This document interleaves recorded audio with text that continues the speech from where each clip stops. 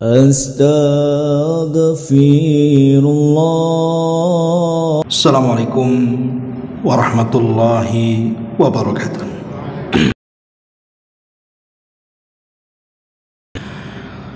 Alhamdulillah. Alhamdulillahilladzi hamdan katsiran tayyiban mubarakan fih kama yuhibbu rabbuna wa yarda bila syarika lah wa asyhadu anna Muhammadan abduhu wa rasuluhu alladzi la nabiyya ba'da, amma ba'du. Alhamdulillah, di malam hari ini sebagaimana biasa kita berkumpul di Masjid Muhajirin dalam rangka thalabul ilmi. Salawat dan juga salam kita hadiahkan kepada Rasul kita, Nabi besar Muhammad sallallahu alaihi wasallam. Kita lanjutkan kembali kajian tafsir dari surah Al-Baqarah dan kita masuk ayat 30 dan seterusnya. A'udzubillahi minasyaitonirrajim. Bismillahirrahmanirrahim. Wa idh qala rabbuka lil malaikati inni ja'ilun fil ardi khalifah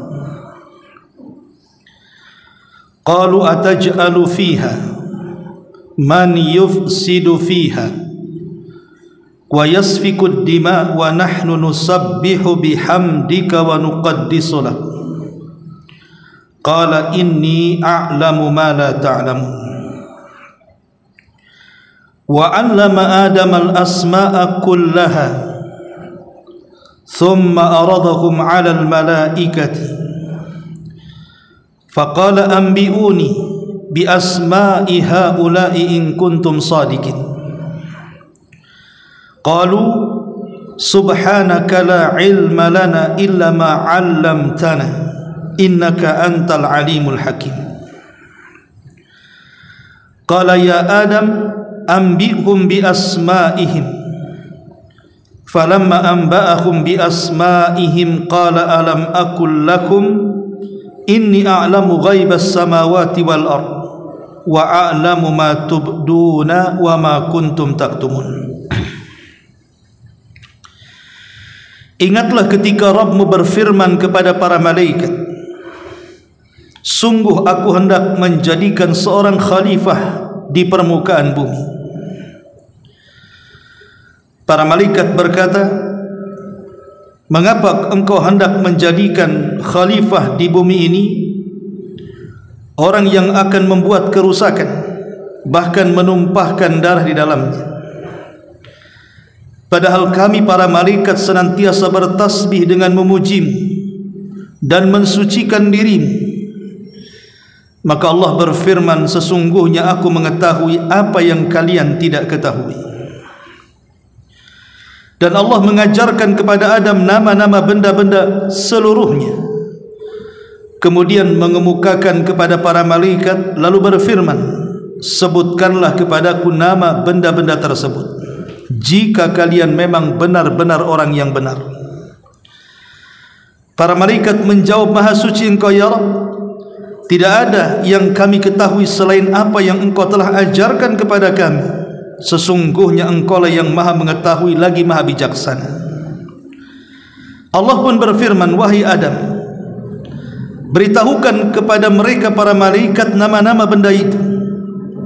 Maka setelah diberitahukan kepada para malaikat nama-nama benda itu, Allah pun berfirman, bukankah sudah kukatakan kepada kalian wahai para malaikat bahwa sesungguhnya aku mengetahui rahasia langit dan bumi dan mengetahui apa yang kalian lahirkan atau yang kalian sembunyikan.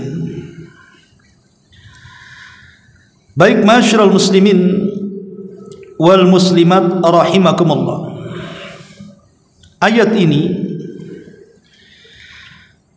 bicara tentang dialog para malaikat dengan Allah Subhanahu wa taala tentang penciptaan Adam alaihi salatu wassalam. Mari kita kisahkan. Namun sebelumnya kita akan memahami secara global ayat ini. Di sini Allah Subhanahu wa taala mengatakan, wa idz qala rabbuka lil malaikati, dan ingatlah ketika Rabbmu wahai Muhammad.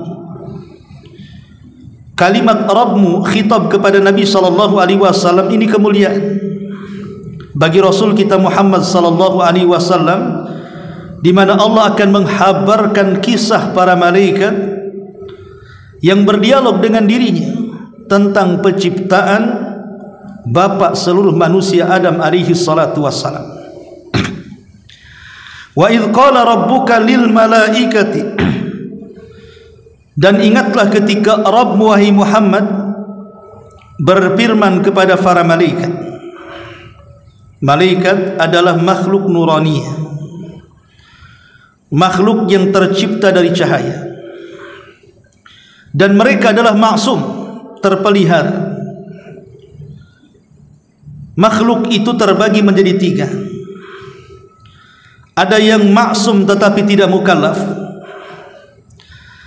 ada yang mukallaf tetapi tidak maksum, dan ada yang tidak kedua-duanya. Adapun yang mereka maksum dan juga mukallaf, mereka adalah para malaikat. Mereka maksum, terpelihara, dan juga mukallaf, terbebani dengan ibadah kepada Allah Subhanahu wa taala. Mereka tidak bermaksiat sama sekali. Itulah para malaikat, terpelihara dan mereka juga terbebani dengan ibadah. Kemudian yang kedua, ada makhluk yang mereka mukallaf tapi tidak maksum. Mereka lah manusia dan juga jin. Mereka tidak terpelihara dari dosa, tetapi mereka dibebani dengan ibadah. Saja mereka terjerumus kepada kemaksiatan karena mereka tidak maksum, tapi mereka dibebani dengan ibadah kepada Allah Subhanahu wa taala. Itulah kita manusia dan juga kalangan jin. Kemudian yang ketiga, ada yang tidak maksum dan tidak mukallaf. Itulah binatang. Mereka tidak terpelihara dan tidak dibebani dengan ibadah. Kerjanya hanya makan, minum, tidur, buang hajat, kawin dan begitu seterusnya. Tidak ada kewajiban, perintah, larangan, halal, haram, makruh, mubah dan begitu seterusnya. Lah para malaikat adalah jenis yang mereka maksum dan juga mukallaf, terpelihara dari dosa, dan mereka dibebani ibadah oleh Allah Subhanahu wa taala. La ya'sunallah ma amarahum wa yaf'aluna ma yu'marun. Mereka adalah makhluk yang tidak pernah bermaksiat kepada Allah. Apapun yang Allah perintahkan mereka lakukan. Itulah para malaikat, tercipta dari nur, sebagaimana Rasul mengatakan khuliqatil malaikatu min nuri. Malaikat diciptakan dari cahaya. Nah, di sini Allah Subhanahu wa taala berfirman kepada para malaikat. Malaikat menggunakan jama', artinya banyak para malaikat. Allah mengatakan inni ja'ilun fil ardi khalifah. Wahai para malaikat, sesungguhnya aku hendak menjadikan seorang khalifah di permukaan bumi. Apa arti khalifah? Sebagian ahli tafsir mengatakan maksudnya khalifah di sini pengganti. Pendapat pertama, maksudnya pengganti dari kalangan jin. Jadi Allah akan menciptakan seorang khalifah, maksudnya manusia. Untuk apa? Untuk menggantikan kalangan jin. Karena sebelum bumi dihuni manusia itu, yang pertama menghuni bumi itu kalangan jin. Mereka yang pertama menghuni bumi. Tapi karena mereka umat perusak dan suka menumpahkan darah, maka Allah Subhanahu wa taala ingin mengganti bumi ini bukan dihuni oleh yang jauh lebih baik dibandingkan mereka. Ini tafsir yang pertama. Tafsir yang kedua, maksudnya khalifah di sini artinya yakhlufu ba'duhu ba'dha. Saya akan menciptakan makhluk yang makhluk ini kelak akan bergenerasi, di mana generasi pertama akan lenyap, datang generasi kedua, generasi kedua lenyap, datang akan generasi ketiga, dan begitu seterusnya. Dan pendapat yang ketiga, maksudnya khalifah di sinilah khalifatun anillah, sebagai wakil Allah Subhanahu wa taala di bumi. Tapi pendapat yang ketiga ini ditolak para ulama, sebab yang namanya wakil adalah mewakili yang tidak ada atau yang sudah meninggal, dan Allah Subhanahu wa taala tidak mungkin tidak ada, dan Allah Subhanahu wa taala tidak mungkin mati. Sehingga penafsiran yang ketiga ini ditolak oleh para ulama. Sehingga sebagian ulama mengatakan bahwa dimaksud khalifah di sini adalah yakhlufu ba'duhu ba'dha, makhluk yang bergenerasi, di mana manusia ini tidak akan punah. Walaupun bapak-bapak mereka meninggal, maka akan diteruskan oleh keturunannya sampai hari ini, bahkan sampai kiamat dibangkitkan. Itu makna khalifah. Inni ja'ilun fil ardi khalifah. Kemudian Allah mengatakan qalu quddima. Malaikat berkata kepada Allah Subhanahu wa taala, ya Rabb, apakah engkau hendak menjadikan khalifah di bumi itu orang yang akan membuat kerusakan di dalamnya dan juga menumpahkan darah di dalamnya? Lihat bagaimana malaikat tidak ada penilaian baik sama sekali kepada manusia, langsung mengatakan perusak dan penumpah darah. Padahal Adam belum diciptakan, belum ada sosoknya seperti apa, tapi malaikat langsung menilai negatif dan mengatakan, ya Rabb, apakah engkau akan menciptakan makhluk perusak dan penumpah darah? Belum diciptakan Adam sudah berpandangan negatif. Tentu alasannya ada pertanyaan, kenapa malaikat bisa bicara seperti itu? Makhluknya belum diciptakan tapi langsung menilai akan penciptaan Adam itu dengan nilai yang tidak baik. Sama sekali tidak ada kebaikan penilaiannya, kecuali kalau malaikat mengatakan, ya Rabb, apakah kau akan menciptakan khalifah itu yang ahli salat, ahli puasa? Kan masih mendingan ini. Ini langsung kemudian menjustis dan mengatakan, apakah engkau akan menciptakan makhluk perusak, penumpah darah? Tentu perkataan para malaikat bukan tidak berdasar.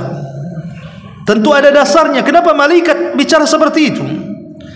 Sebagian ahli tafsir mengatakan, pertama, karena malaikat mengkias dengan jin. Jin itu makhluk yang sebelumnya menghuni bumi. Mereka menumpahkan darah, mereka merusak bumi. Jadi malaikat mengkias, jangan-jangan Adam yang kau ciptakan itu persis seperti jin yang suka merusak dan menumpahkan darah. Makanya malaikat langsung bicara seperti itu. Ini penafsiran yang pertama. Penafsiran yang kedua, boleh jadi karena sebelumnya Allah Subhanahu wa taala memberitakan kepada para malaikat bahwa makhluk yang diciptakan ini, mereka adalah makhluk yang bersyahwat. Mereka adalah makhluk yang bersyahwat, dicintakan dengan perempuan, dengan harta benda dan macam-macamnya. Jadi Allah memberitahu sebelumnya, sehingga asumsi para malaikat mengatakan di hadapan Allah, ya Rabb, apakah engkau akan menciptakan makhluk yang merusak dan juga menumpahkan darah? Karena makhluk yang kau ciptakan itu bersyahwat masalahnya. Ini juga ada yang mentafsirkan seperti itu. Kemudian yang ketiga, ada yang mentafsirkan bahwa ini bukan penolakan para malaikat. Ini bukan penolakan para malaikat, tetapi malaikat itu sedang menawarkan diri kepada Allah Subhanahu wa taala. Karena dalam Al-Quran itu ada yang bersifat khabar, ada yang bersifat amr, ada yang bersifat ard. Namanya khabar yang menghabarkan, amr itu artinya perintah, kalau ard itu menawarkan. Jadi malaikat ini sedang menawarkan, seolah-olah malaikat mengatakan, ya Rabb, untuk beribadah kepadamu, nanti bagaimana kalau seandainya mereka merusak dan menumpahkan darah? Sebaiknya tidak usah kau ciptakan, biar kami saja yang kau turunkan ke bumi. Nanti kami akan bertasbih, kami akan memujimu, kami akan membersihkan dan mensucikan dirimu. Tidak perlu kau ciptakan khalifah itu. Jadi ini bukan pembangkangan malaikat, tidak, malaikat menawarkan diri. Karena di sini malaikat mengatakan qalu ataj'alu fiha man yufsidu fiha wa yasfiku ad-dima wa nahnu nusabbihu bihamdika wa nuqaddisu lak. Malaikat mengatakan, ya Rabb, apakah engkau akan menjadikan di bumi ini makhluk perusak, penumpah darah, sementara kami bertasbih memujimu, membersihkan dirimu? Seolah-olah malaikat mengatakan, urungkan niatmu ya Rabb. Kalau tujuan menciptakan Adam untuk beribadah kepadamu di bumi, sudah tidak usah kau ciptakan Adam, turunkan kami saja ke bumi, maka kami akan beribadah kepadamu. Jadi ini bentuk arad, sehingga ada sebagian ahli tafsir mengatakan malaikat ini tergesa-gesa. Kenapa tergesa-gesa? Adam belum tercipta, kenapa dia bicara seperti itu? Makanya Allah mengatakan, inni a'lamu ma la ta'lamun. Saya lebih tahu tentang kalian. Memang kalian lebih tahu ataupun tahu soal bagaimana jin merusak bumi. Walaupun di antara mereka ada perusak, tapi di tengah-tengah turunan Adam ini nanti ada orang-orang saleh. Dari dia lahir para nabi, dari dia lahir para syuhada, dari dia lahir orang-orang yang akan menjadi wali-wali Allah. Bahkan boleh jadi mereka lebih mulia dibandingkan kalian. Kalian tidak tahu apa yang aku tahu, kata Allah. Makanya kemudian sebagai kafarah karena malaikat tergesa-gesa mengatakan perkataan seperti ini, maka mereka pun langsung membuat sebuah tempat ibadah di langit yang disebut dengan Baitul Ma'mur, di mana setiap hari 70.000 malaikat tawaf dan beribadah di Baitul Ma'mur, tidak keluar. Satu hari itu beribadah, kemudian selesai mereka keluar dan tidak akan pernah kembali. Besoknya akan datang malaikat dengan jumlah yang sama 70.000, tawaf kemudian ibadah satu hari full, kemudian keluar dan tidak akan pernah kembali. Besoknya akan datang dan begitu seterusnya sampai kiamat. Sehingga jumlah para malaikat tidak ada yang tahu kecuali Allah Subhanahu wa taala. Wa ma ya'lamu junuda rabbika illahu wa ma huwa illa dzikra lil bashar. Tidak ada yang tahu jumlah para malaikat kecuali Allah. Jadi maksudnya kalimat qalu ataj'alu fiha man yufsidu fiha wa yasfiku ad-dima wa nahnu nusabbihu bihamdika wa nuqaddisu lak, ini adalah al-ardu, penawaran para malaikat saja. Malaikat ingin menawarkan diri. Ma'asyiral muslimin yang dimuliakan Allah Subhanahu wa taala. Di sini Allah Subhanahu wa taala mengatakan wa 'allama Adamal asma'a kullaha, dan dia Allah mengajarkan kepada Adam nama-nama seluruhnya. Kemudian mengemukakan kepada para malaikat, qala faqala anbi'uni bi asma'i haula'i in kuntum shadiqin. Maka Allah berfirman kepada para malaikat, sebutkanlah kepada aku nama-nama benda itu jika kamu memang benar-benar orang-orang yang benar.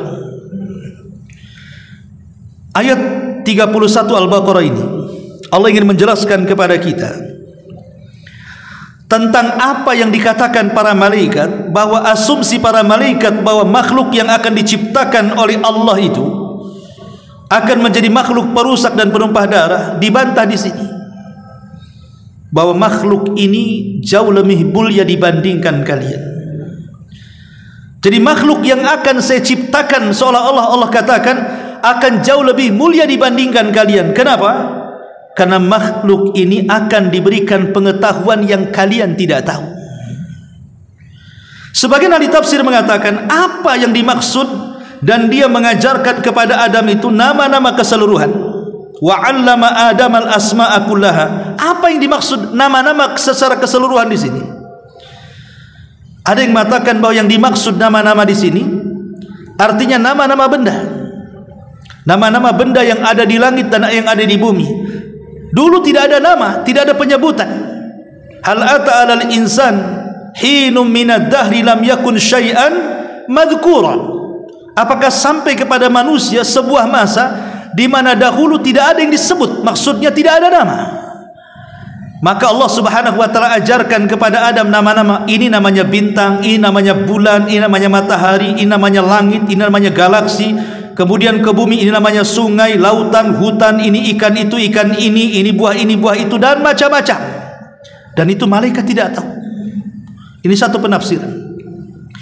Penafsiran yang kedua, yang dimaksud al-asma' kullaha di sini artinya bahasa, di mana Allah Subhanahu wa taala mengajarkan kepada para malaikat seluruh bahasa yang akan diucapkan oleh keturunannya.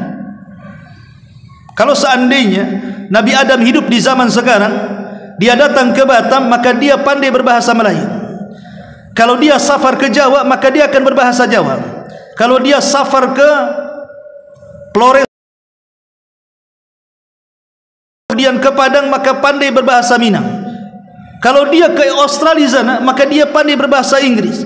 Maka semua bahasa yang akan diucapkan oleh kaumnya, oleh seluruh turunannya, Adam tahu. Itu maksudnya al-asma' kullaha. Jadi Adam akan diajarkan oleh Allah seluruh bahasa yang akan diucapkan turunannya. Bayangkan di Indonesia saja, suku-suku yang ada di negeri kita bahasanya macam-macam. Entah berapa bahasa yang diucapkan. Ada Sundanya, ada Jawanya, ada Minangnya, ada Melayu, macam-macam bahasa. Tapi Adam sanggup berdialog dengan seluruh bahasa dari turunannya. Ini juga di antara penafsiran para ulama, dan ini tidak diajarkan oleh para malaikat. Wa 'allama Adam al-asma'a kullaha thumma aradahum 'alal malaikah. Setelah itu Allah Subhanahu wa taala kemudian mencoba menguji para malaikat. Aku sudah ajarkan nama-nama kepada Adam. Sekarang saya akan uji kalian. Ini apa namanya? Itu apa namanya? Ini apa namanya? Itu apa namanya? Ambiuni bi asma'i haula.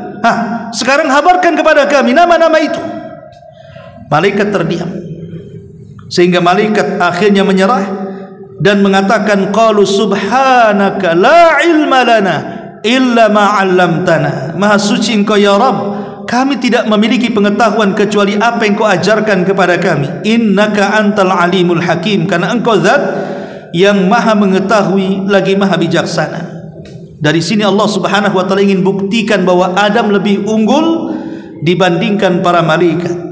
Qala ya Adam, ambihum bi asma'ihim. Wahai Adam, sekarang buktikan kepada para malaikat nama-nama yang sudah kuajarkan kepadamu, bahasa yang sudah kuajarkan. Maka Adam pun memberitahu mereka. Falamma ambahum bi asma'ihim. Ketika kemudian Adam pun memberitahu ilmu yang sudah Allah ajarkan kepadanya di hadapan para malaikat, dan malaikat terdiam, tidak sanggup untuk menjawab, maka Allah Subhanahu wa taala akhirnya mencabar mereka dan mengatakan, alam aqul lakum inni a'lamu ghaibas samawati wal ardh wa a'lamu ma tubduna wa ma kuntum taktumun. Allah mengatakan, bukankah sudah kukatakan, aku ini mengetahui segala sesuatu yang gaib, baik di langit atau di bumi, baik yang tampak atau yang tersembunyi, aku tahu semuanya. Dari sini kata para ulama bahwa bagaimana Allah Subhanahu wa taala mengunggulkan Adam di antara para malaikat dengan apa? Dengan ilmu pengetahuan. Kalau kita ingin mengungguli para malaikat, maka cerdaslah dalam ilmu.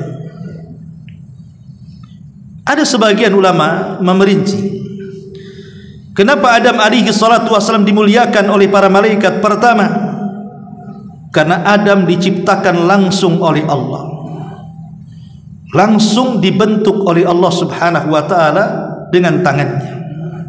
Untuk apa? Untuk menghilangkan kesombongan iblis. Kemudian yang kedua, Allah agungkan Adam di antara para malaikat dengan sujudnya para malaikat kepada Adam, dan itu tidak pernah dilakukan kepada iblis atau sebaliknya, Adam sujud kepada para malaikat. Yang ketiga, Allah ajarkan kepada Adam nama-nama atau ilmu yang Allah tidak ajarkan kepada jin dan juga para malaikat. Dari sini tiga perkara ini menunjukkan tentang kemuliaan Adam di atas malaikat, bahkan di atas kalangan jin. Adam jauh lebih mulia di antara mereka. Baik, ini makna secara global dari surah Al-Baqarah 30 sampai 33. Baik, kita akan rinci kisahnya. Ma'asyiral muslimin yang dimuliakan Allah Subhanahu wa taala, manusia ataupun makhluk yang berakal.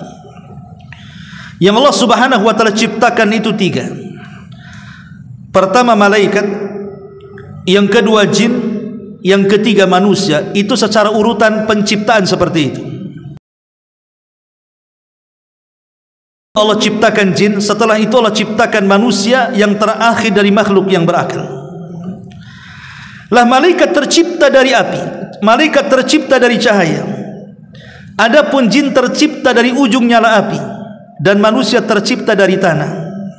Makanya Nabi SAW mengatakan khuliqatil malaikatu min nur wa khuliqa al-jan min marijin min nar wa khuliqa adam mimma wusifa lakum. Diciptakan malaikat dari cahaya, diciptakan jin dari ujung nyala api, dan diciptakan Adam dari tanah sebagaimana telah disifatkan kepada kalian. Lalu kapan malaikat diciptakan? Sebagian para ulama mengatakan bahwa malaikat diciptakan itu sebelum Allah menciptakan langit dan bumi. Kapan itu? Saat Allah Subhanahu wa taala setelah menciptakan arasy, makhluk pertama yang Allah ciptakan, dan juga air, karena arasy Allah itu di bawah lautan. Disitulah Allah Subhanahu wa taala menciptakan malaikat, sebagaimana dikatakan Al-Imam Az-Zahabi dalam kitabnya Al-Ulu. Dia mengatakan awal ma khalaqallahu arsyahu alal ma. Pertama yang Allah ciptakan dari makhluknya adalah arasy-Nya. Allah ciptakan di atas air. Kemudian wa khalaqallahu al-malaikata. Setelah itu Allah ciptakan para malaikat. Faqalu, maka malaikat setelah diciptakan mengatakan, Rabbana lima khalaqtana, ya Rabb, kenapa kau ciptakan kami? Maka Allah Subhanahu wa taala mengatakan, lihamli arsy, ku ciptakan kalian untuk membopong arsy-Ku, membopong arsy-Ku. Faqalu, dia mengatakan, wa may yaqwi ala dzalik, siapa yang kuat memikul arsy-Mu ya Rabb? Arsy-Mu sebesar itu, siapa yang kuat? Kenapa malaikat mengatakan seperti ini? Bayangkan ketika Nabi mengatakan bandingan bumi dengan langit saja seperti cincin diletakkan di padang pasir. Cincin itu buminya, padang pasir itu langitnya. Kalau dikumpulkan langit dan bumi dengan kursi Allah, maka sama dengan cincin diletakkan di padang pasir. Cincin itu langit dan buminya, kursi itu adalah padang pasirnya. Makanya Allah mengatakan wasi'at kursiyuhus samawati wal ardh. Kursinya Allah itu meliputi langit dan bumi. Kalau seandainya semua makhluk digabung, kemudian dibandingkan dengan arasy Allah Subhanahu wa taala, sama dengan cincin diletakkan di padang pasir. Cincin itu semua makhluknya dan arasy itu padang pasirnya. Macam mana yang menciptakannya? Allahu Akbar. Allah lebih besar daripada makhluknya. Pertanyaannya, makhluk sebesar itu, tiba-tiba Allah mengatakan kepada para malaikat, ketika malaikat mengatakan, apa tujuan menciptakan kami ya Rabb? Kata Allah, untuk memikul arasy-Ku, katanya. Malaikat mengatakan, siapa yang bisa tahan memikul arasy-Mu, kata para malaikat.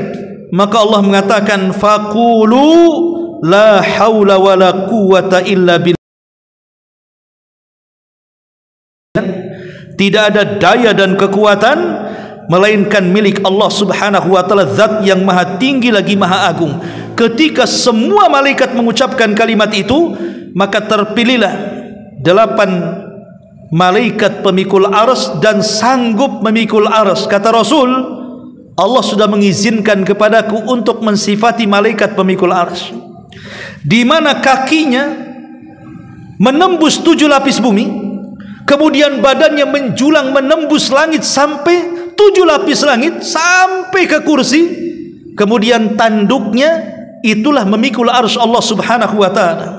Sebesar itulah malaikat arsy. Kalau ini bukan Nabi yang menceritakan, tentu hanya hayalan. Tapi hadis ini sahih. Nabi SAW yang menceritakan tentang sifat para malaikat pemikul arsy. Yang Allah katakan, alladzina yahmiluna arsya rabbik. Malaikat-malaikat yang memikul arsy itu, di mana kakinya menembus 7 lapis bumi, badannya menembus lapisan langit, baru tanduknya kemudian memikul arsy Allah Subhanahu wa taala. Dan jumlah mereka 8 malaikat. dan Allah Maha Kuasa, sehingga ketika para ulama menjelaskan tentang faedah mengucapkan la haula wala quwata illa billah, salah satunya adalah untuk memberikan kekuatan kepada kita. Makanya dianjurkan kalau antum sedang sakit atau ada orang yang sakit terbaring, ya kita ini kan hanya mencari sebab saja, kesembuhan tetap milik Allah Subhanahu wa taala. Tapi kalau harus dijadikan zikir bagi orang-orang yang sakit parah, maka ulama mengatakan perbanyaklah zikir bagi orang yang sakit itu, la haula wala quwata illa billahil aliyil azim. Lihat malaikat yang lemah saja tiba-tiba kuat dengan zikir seperti ini dan sanggup memikul arasnya. Ada ini faedah dari para ulama mengatakan seperti itu. Ya. Baik, ma'asyiral muslimin wal muslimat rahimakumullah. Lah malaikat ini setelah Allah Subhanahu wa taala ciptakan, sebelum menciptakan langit dan bumi, para malaikat ini dibebani oleh Allah Subhanahu wa taala sebagai utusan Allah Subhanahu wa taala untuk mengatur alam semesta. Untuk mengatur alam semesta. Maka keberadaan para malaikat, kata lima, pertama, faedah keberadaan malaikat bagi kita, pertama, sebagai pengetahuan bahwa Allah Subhanahu wa taala zat yang maha agung, maha kuat dan perkasa. Dia sanggup menciptakan para malaikat sekuat itu dan sebanyak itu untuk dijadikan tentara-tentaranya. Makanya kalau seandainya satu bumi manusia kufur, tidak akan mengurangi kekuasaan Allah. Kalau manusia bahkan jinnya satu bumi ini mereka beriman, tidak akan menambah kekuasaan Allah. Kenapa? Karena Allah punya pasukan malaikat. Cukup dengan mereka beribadah kepada Allah Azza wa Jalla. Allah tidak berhajat dengan kita. Kita yang berhajat dengan Allah Subhanahu wa taala. Kita harus bersyukur kepada Allah Azza wa Jalla, di mana Allah menciptakan para malaikat untuk membantu kehidupan kita, untuk menjaga kita, mencatat amal-amal kita, menolong kita, membantu kita, dan begitu seterusnya. Tanpa para malaikat, manusia akan susah hidup. Karena ada di antara tugas malaikat yang menurunkan hujan, kemudian menumbuhkan tumbuh-tumbuhan, kemudian ada malaikat yang senantiasa menjaga kita dari kecelakaan, dari kebinasaan, dan begitu seterusnya. Kalau bukan karena Allah kemudian para malaikat, hidup kita tidak akan seenak seperti ini. Maka kita harus bersyukur kepada Allah. Dan yang ketiga, bagaimana Allah Subhanahu wa taala ketika menciptakan malaikat menunjukkan begitu detail dan tertibnya Allah Subhanahu wa taala menciptakan makhluknya. Sampai malaikat saja tugasnya macam-macam. Padahal Allah Subhanahu wa taala sanggup mengurus sendirian. Tapi kenapa Allah Subhanahu wa taala kemudian menciptakan para malaikat untuk bertugas sebagai perintah Allah Subhanahu wa taala menjaga alam semesta ini? Tidak lain dan bukan hikmahnya, tentu hanya Allah yang tahu. Tetapi ini juga bisa kita ambil petik hikmahnya tentang bagaimana Allah itu memiliki kedisiplinan yang luar biasa ketika menjaga tatanan alam semesta ini. Sampai banyak para malaikat yang ditugaskan macam-macam. Ya. Ma'asyiral muslimin wal muslimat rahimakumullah. Baik, dalam ayat ini Allah Subhanahu wa taala ingin menjelaskan kepada kita tentang hubung kait para malaikat dengan manusia. Jadi sejak Allah Subhanahu wa taala menciptakan Adam, kemudian Allah Subhanahu wa taala memberitahu para malaikat. Dan ketika Allah Subhanahu wa taala betul-betul menciptakan Adam, yang diperintahkan untuk mengambil bahan bakunya juga siapa? Malaikat juga. Al-Imam Ibnu Katsir rahimahullahu taala menyebutkan di dalam kitabnya Al-Bidayah wan Nihayah dari riwayat Abi Hurairah radhiyallahu anhu tentang kisah penciptaan Adam. Pertama, Allah Subhanahu wa taala mengutus Jibril dan mengatakan, "Ya Jibril, turun kau ke bumi, ambil beberapa sifat tanah, kemudian bawa ke hadapanku." Maka Jibril kemudian datang ke bumi, tetapi ketika hendak mengambil tanah di bumi, bumi marah. dan memarahi Jibril dan mengatakan a'udzu billahi mink an tunqisa minni. Kata bumi kepada Jibril, wahai Jibril, aku berlindung kepada Allah, jangan sekali-kali kau kurangi tanah yang ada di bumi, pergi kau ke sana. Diusir oleh bumi Jibril.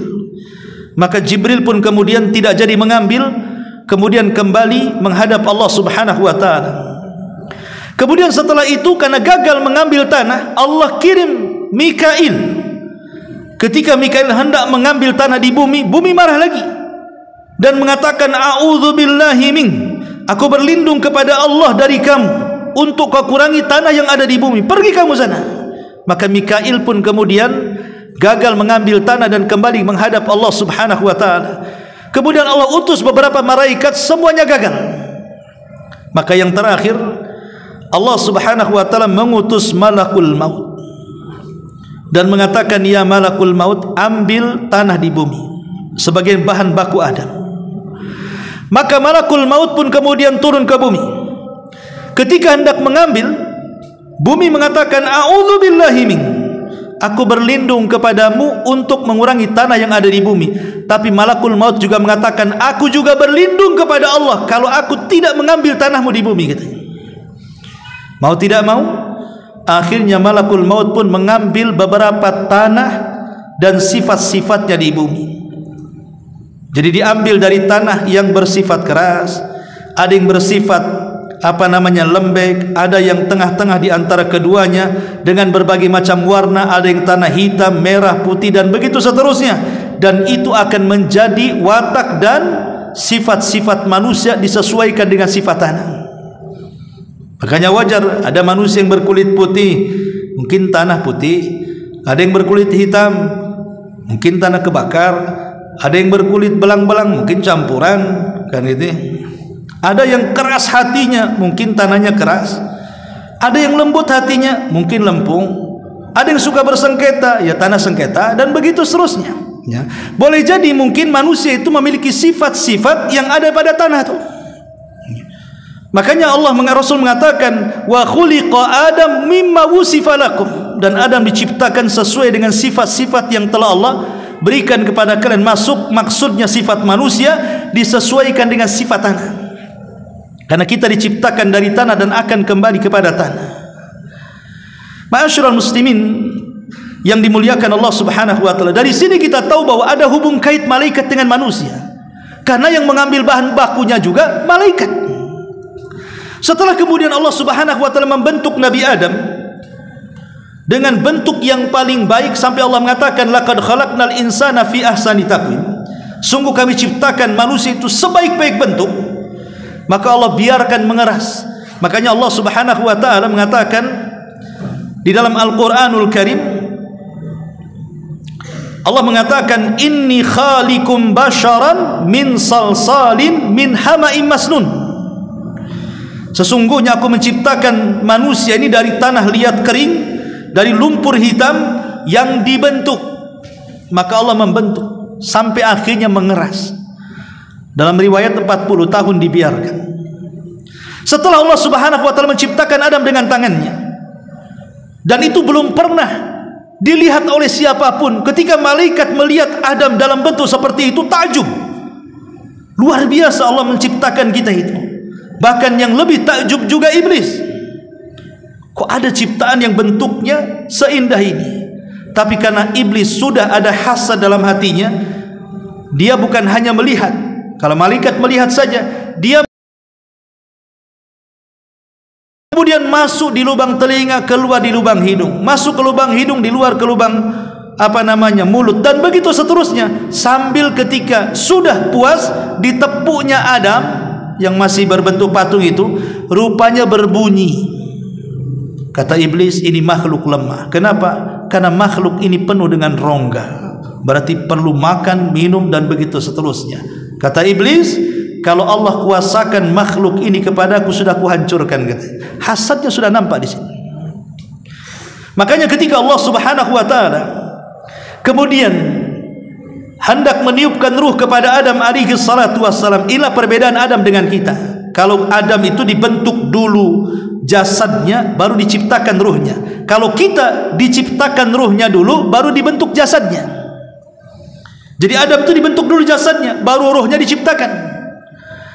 Dan Allah Subhanahu wa taala menciptakan ruh Adam ini dinisbatkan kepada dirinya, sama dengan Isa bin Maryam. Ini dua ruh yang dinisbatkan kepada Allah adalah ruhnya Adam dan ruhnya Isa bin Maryam. Allah mengatakan terhadap Isa, wa kalimatuhu alqaha ila Maryam wa ruhum minhu, dan ruhnya dari Allah. Seolah-olah apa? Ruhnya Isa disandarkan kepada Allah. Adam juga sama. Fa idza sawaituhu wa nafakhtu fihi min ruhi, dan apabila sudah kusempurnakan ciptaannya, fa idza sawaituhu wa nafakhtu, dan aku tiupkan min ruhi, dari ruhku. Lihat di sini ruhku, ini maksudnya Allah di sini. Ruh disandarkan kepada Allah. Hanya ada dua ruh dalam Quran yang disandarkan kepada Allah, menunjukkan dua ruh ini sangat istimewa. Makanya ketika Allah Subhanahu wa taala betul-betul meniupkan ruh kepada Adam, apa kata Allah? Semata-mata ruh masuk ke dalam jasad Adam, faqa'u lahu sajidin, kalian harus sujud. Fasajadal malaika, maka malaikat sujud. Ahli tafsir mengatakan, kenapa malaikat sujud kepada Adam? Ada yang mengatakan bahwa malaikat sujud bukan kepada jasad Adam, tapi kepada ruh Adam. Ketika ruh dimasukkan, malaikat sujud karena menghormati ruhnya. Karena ruhnya Adam berbeda dengan ruh manusia yang lainnya. Itu ruh yang disandarkan kepada Allah. Makanya dari sini kemudian ada kesimpulan bahwa jasad itu tidak ada harganya ketika ruh keluar dari jasadnya. Tapi jasad itu akan bernilai ketika ruh itu masih ada di kandung badan. Dan itu terbukti dalam fakta. Coba kalau ada orang mati, walaupun dia presiden, biarkan di tepi jalan seminggu, jangan diapa-apain. Setelah seminggu, siapa yang berani mendekatinya? Sudah jadi bangkai, bau dan begitu seterusnya. Tapi ketika dia ada ruhnya, mulailah dia pakai pakaian, pakai seragam, pakai pangkat, pakai seragam jabatan dan begitu seterusnya, baru manusia menghargainya. Jadi malaikat itu maksudnya menghargai ruh dengan sujud. Ini yang pertama. Yang kedua, malaikat sujud kepada Adam itu bukan kemudian menghormati ruh Nabi Adam, tidak, tapi menjadikan kiblat.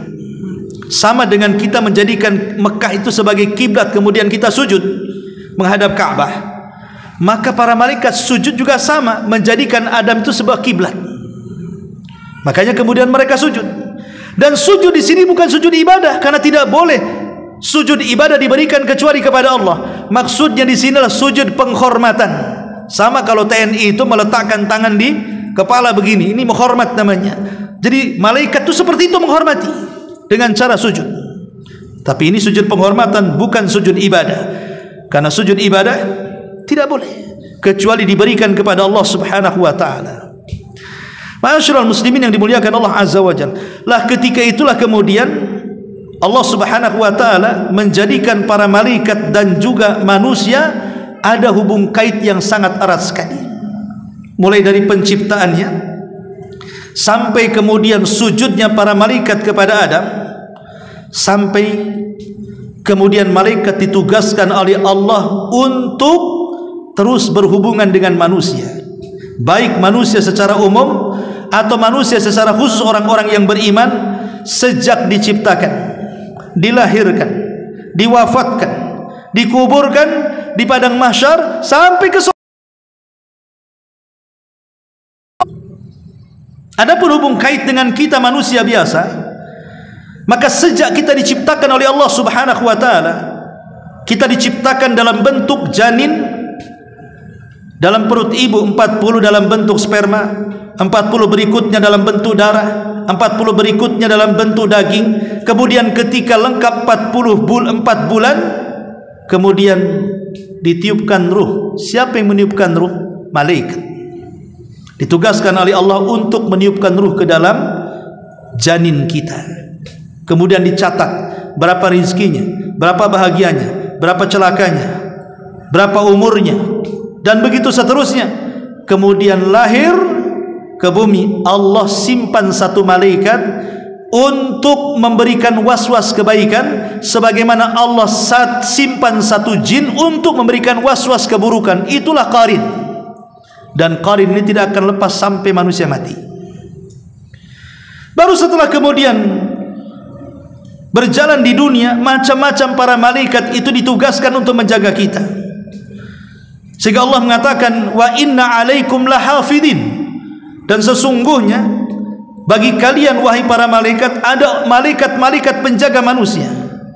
Coba bayangkan ketika kita naik kendaraan, yang harusnya ketabrak tidak ketabrak, siapa yang menyelamatkan? Malaikat. Yang harusnya kepleset tidak kepleset, siapa yang menyelamatkan? Para malaikat. Yang harusnya jatuh tidak jatuh, siapa yang menyelamatkan? Para malaikat. Kemudian kita tidur, yang harusnya banyak semut dan serangga masuk ke lubang hidung, masuk ke lubang telinga, tapi tidak ada serangga yang masuk ke lubang-lubang yang ada di badan kita. Padahal hari-hari kita musuhan dengan binatang. Coba lihat, semut kita semprot baygon, kemudian nyamuk juga kita bantai di rumah itu. Semua hasyarat, makhluk-makhluk kecil kita sapu, kita buang keluar. Kalau Allah taruh dendam kepada makhluk-makhluk kecil ini, boleh jadi kita tidak mungkin hidup di bumi. Tidur sebentar tahu-tahu penuh dengan nyamuk, penuh dengan semut, penuh dengan kecoa, macam-macam kan. Tapi itu semua tidak mendekati kita. Siapa yang jaga? Siapa yang menjauhkan makhluk-makhluk itu dari kita? Pada kita sedang tidur tidak sadar, para malaikat yang ditugaskan untuk menjaga kita. Lihat bagaimana hubung kait yang luar biasa. Dan ini pembahasan yang sangat panjang sekali. Ya, nanti ayat selanjutnya baru kita jelaskan hubung kait bagaimana betapa akrabnya para malaikat dengan kita kaum muslimin dan kaum mukminin dari perjalanan lahir sampai seseorang itu dimasukkan ke dalam surga. Wallahu alam, saya kira cukup sampai di sini dulu. Subhanakallahumma bihamdika asyhadu an la ilaha illa anta astaghfiruka wa atubu ilaik. Allahu